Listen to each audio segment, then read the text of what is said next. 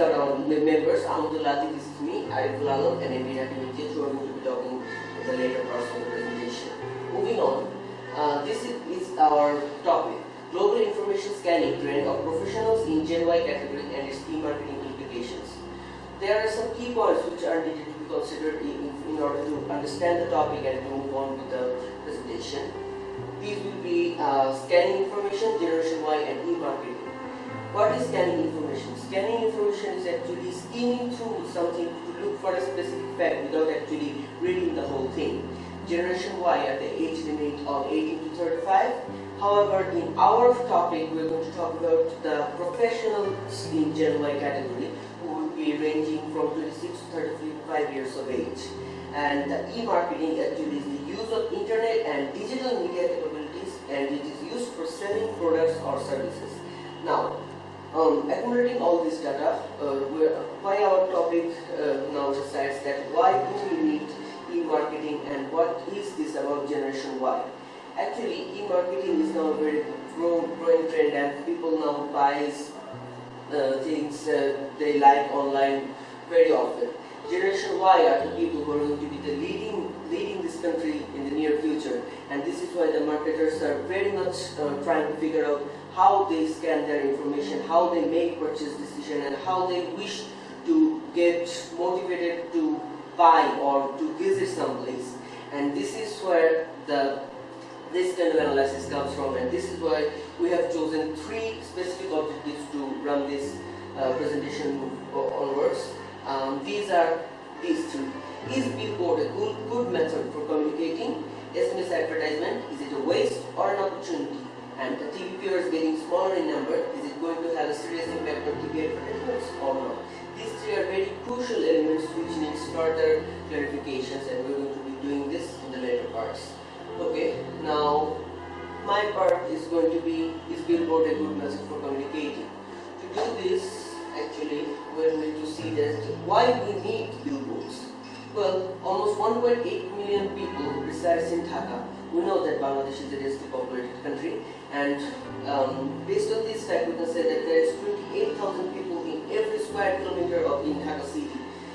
And every day we face a lot of problems, and among them one is crucial, that is traffic jam. And on average, it is in the study we have seen that it takes almost 20 hours per week, and people in Dhaka city, they actually travel more than 200 miles per week. Now, this is a big time. These people are idle. They are sitting there in the traffic jam and waiting for something new to happen, because in this digitized world, people actually lose focus very quickly. So they move around looking for new things that might excite them. And to relax them of this very much thing, we need Billboard. Now, we have done some analysis. We have made a questionnaire, and we have used we have served this questionnaire to some samples, and from these we have gotten these data.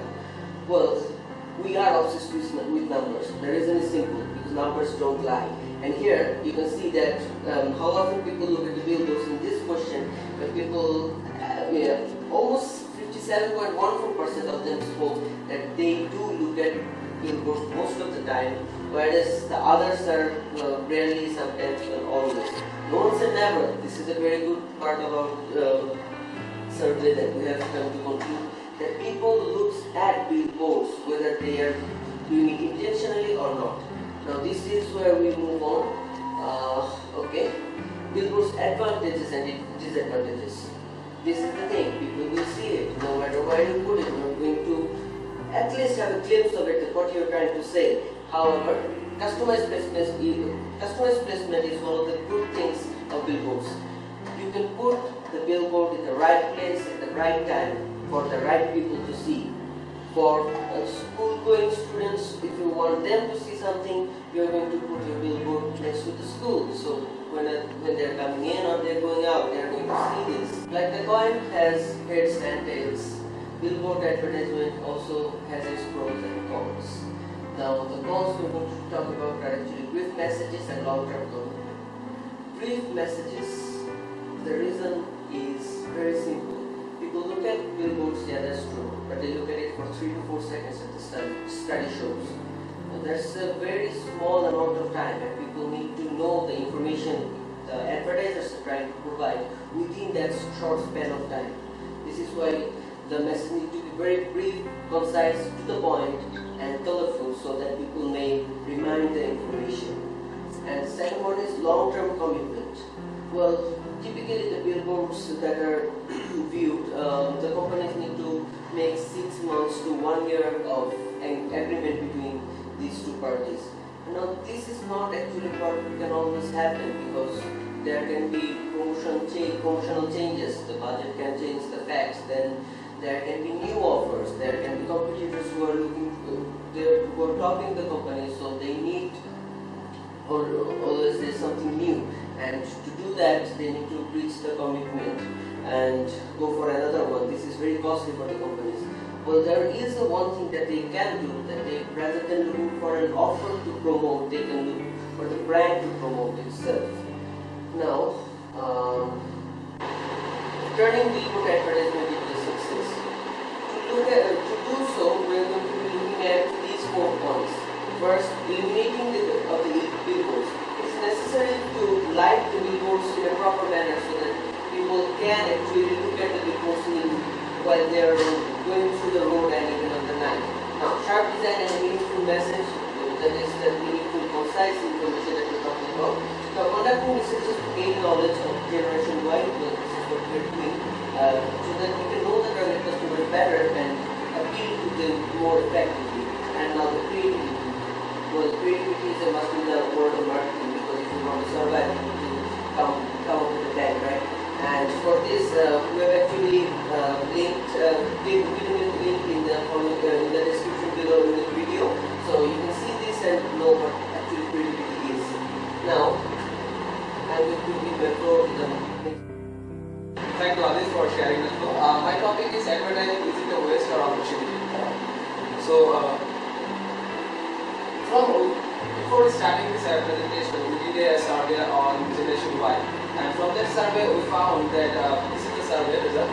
So here we can see that this part of the graph is not using considering advertising as a SMS advertising tool, and this part is just considering SMS as an advertising tool. So we did our survey on 7 people, and on 6 of them are saying that they never considered this is as an advertising tool, and only 1 people said we did occasionally visit SMS as an advertising tool. So it's nearly to say that most of the people are not considered SMS as an advertising tool in our country. So basically we did our survey, as Adi told us, that did a survey on the people of Generation Y who are from professionals. So it's clearly seen that only few people consider this as a tool. So come to the next point, that if we consider SMS advertising overall work, that there will come some few points like everything which has some merits and demerits also.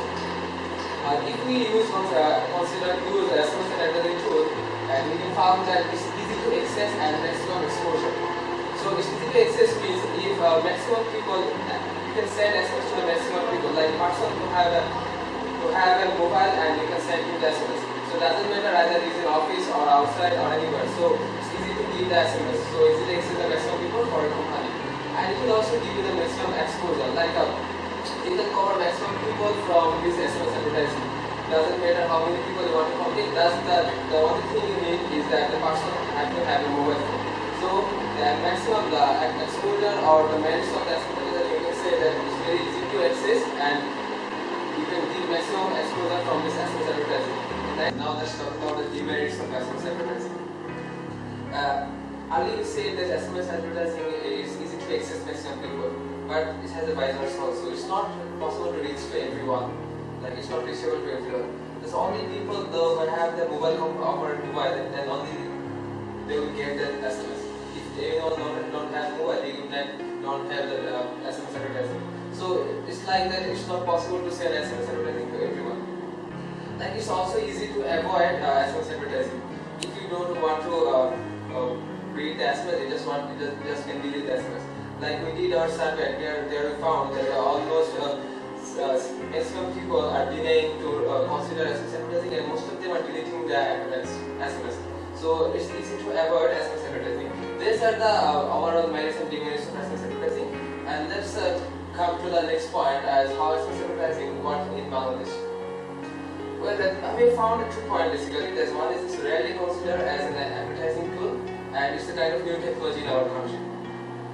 Like it's rarely considered as an advertising tool, as we know that most of our previous speakers said about this, about the billboard and marketing, and later we will talk about the television. So we can see that how people are considering marketing tools and billboard, televisions, and newspapers and online portals. So they really consider SMS also an advertising tool. Because in the SMS we get only the few words, and these words are most of the people are deleting those words, the SMS. So it's not considering as the tools of SMS advertising. And let's come to the next point is a new technology. SMS advertising is kind of new technology in our country. Last few years, like 4 to 5 years, people are practicing this technology. So our people are not habituated with this technology. That's why it's pretty much tough for our generation Y, and maximum people to consider this adopt this technology. So this is the main 2 problem situation in our country, and we come up with some solution how we can solve this problem. Let's come to the solution part. We need to do the segmented marketing and differentiate SMSs from ads. Segmented marketing, as our previous activator speaker told about, that a specific person need specific SMS. Like if I am a student, if I get an SMS from a real estate company, then I don't need it. But if I get an SMS from a clothing store or clothing stuff, then this might be effective for me. So we need to do the segmentation first, then we need to send the SMS in our country. Then these tools can be used as one of the major marketing tools. And again, another part is now the differentiate from the best, and because in our country the mobile operators are sending SMSs from sending SMS, the best SMSs. That's why people get confused of which one is the best service or which one is telling us something new. So we need to differentiate which one is the best service and which one is the SMS marketing stuff. So this is how mobile company and mobile operators and also the marketers need to sort out this problem. And this is all about the part of my part about how SMS opportunity, SMS marketing, SMS sending is a marketing tool or not. So this is a pretty much situation in our country. And later part will be described by Naki. Let's welcome. Thank you. Everyone, I'm Naki Imtiaz, and I'm going to be talking about the decrease of television viewers and the impact of TV advertisement. And the next slide is importance of TV. Why it is importance? It has a huge base of viewer. From the beginning of our life as an entertainment, we always think of TV. After coming back from school, we watch TV. Even then, nowadays we watch it, not maybe like before. As our previous presentator talked about billboards and SMS. Billboards everybody sees, SMS almost nobody wants to see. TV is somewhere in the middle for various reasons. And many people still follow it as their primary source of news. Well, we gather news from many places these days, from Facebook, from online news, and from their BBC app, CNN app. We get our news in our app. If they're breaking news, we get it immediately. But still, we still have that appeal to get news at the end of the day when we come back and watch TV. And some programs are very crucial for the development of kids in their early stages, like the UNICEF shows Meena and Raju, and our own program, the Bangladesh program, Sisimpur. And this program actually builds the kids in the formative years, their development. They help it to make decisions in the future, for how to know the society works. This program will help it in that way. Television also offers a way of viewers to mark history. Well, it doesn't have that kind of appeal now, because we can still watch live event by online streaming, but still it shows. Like when in New Year's celebration, we see what's happening. And if there's a match going on, an important match, we can see it live. And appeals to all age groups, not only Gen Y, we're talking about our age. It appeals to age of all groups, from kids to teenagers to us to old people. And the next slide is the analysis and some findings. For our presentation, we selected 7 people for our analysis, and we have asked them various questions to make this presentation, and these are the things we found. As information source, TV advertisement, our TV is always our information source in the early days when we were young. But since the introduction of Facebook, 71% of the people nowadays uses Facebook as their primary news source, and some people still think of printed newspaper as their primary news source. Well, I'm not going to talk much about it. Viewing frequency, as I said before, as a news source, some people has ditched it, but people still watch it. As like 71% of the people occasionally watch it, and frequent viewer at 28.5%. People, so we found that just like Billboard, TV is still in people's minds. It's a part of their life. No matter how much broadband or how much speed we have in our internet, we still like to have a presence of TV in our home. Well, the next slide is frequently watched channels. Well, this is the world. This is a modern world, and we like to be in touch with other cultures and not. So these days, people really like to watch the English channels. More than 50% of the people like English channels, and very few people watch Indian channels in our country, and 28% people still watch Bangladeshi channels. Well, the viewing time on weekdays. People watch TV from 8 a.m. to 5 p.m. 40% of the people watch it. Well, these are the people who maybe don't have a job right now, who are currently students and don't have a class, or maybe in that area they don't have a class. So they prefer to watch it at that point. And then is the majority of the people watch it at 5 p.m. to 10 p.m. People get back from work, people get back from their study and whatnot. People may have been working, or they have been going out with their friend. And that's why the majority is at 57%. And some people, and they're like, we are from Gen Y, we're practically a nocturnal generation. So 10 p.m. to 2 a.m., some of us still like to watch. Like 28.5% people prefers to watch it at that point. And the next slide is viewing time on the weekends. It's the weekends, and we don't have to do any additional work. We're trying to rest. So 8 p.m. to 5 p.m. people, those people, it's no different to them. They maybe don't have the extra work they didn't have. And 5 p.m. to 10 p.m. is still the majority. A very slight change on the number, 57 to 42. And 10 p.m. to 2 a.m. is almost the same, 28.5%. And as it is weekend, we don't have any classes or work the next day. So you see, 14% like to wake up at night from 2 a.m. to 8 a.m. and then they go to sleep. And the next slide is advantages and disadvantages. Well, everything has advantage and disadvantage. And firstly, the advantage. It's convenient and flexible. And ad maker makes all sorts of ads which is targeted for people who should buy their products. And we can set the time. They can set the time when it should be broadcast and how many times. And that's why it's very convenient and it's flexible and it creates a strong impact. And many people change their view about a product or about an idea just by watching an ad or an article, because it uses both audio and visual effects, not like radio, not like a billboard. It uses both of them simultaneously, so it has a very strong impact. And mass coverage. Almost everyone in the country, everywhere in the people, almost everywhere people have a television set. As I said before, television still has a presence. It must have a presence in our home. So it covers a very broad area. And the disadvantages, it's intrusive. When people are watching their favorite show or watching the news, suddenly they're showing an ad. People find it intrusive. They feel that they're violating their privacy. They should be able to use their time to watch the news or the show they like.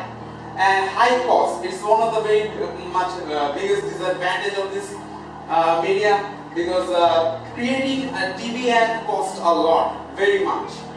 And the next slide is the future of TV advertisement. Well, as I said before, people are still watching TV, but they have many of other means to fulfill that appeal. So companies have officially created internet TV, where TV actually can use internet, so people can have the best of both worlds. But the problem is that these sorts of TV companies are making are very much expensive. TV alone, big screen TV alone is expensive, and when they add these sorts of additional features, of course the cost will go high. So they should try their best to minimize the cost. And the internet is a big reason why we don't have the attention we used to before it. Because there's a lot of things going on in the internet, memes, GIF, and many more other things, YouTube videos. So because of our attention span has decreased very much. As I said before, the company should use product placement as a counter strategy to flipping the channel. So because people will not change show their light, as I said before, but on top of that, they should also use a strategy more often, which they're already using, is that broadcasting their advertise on different channels at the same slot. Because when advertising is showing on one channel, then people change it, they will find it on another channel. So there's no escape. It's a very bad way maybe, but it gets the job done. And okay, that was the end of our presentation. I'd like to invite my other group members, and please like, comment and subscribe, and if you have any question, please comment in the section below. Thank you.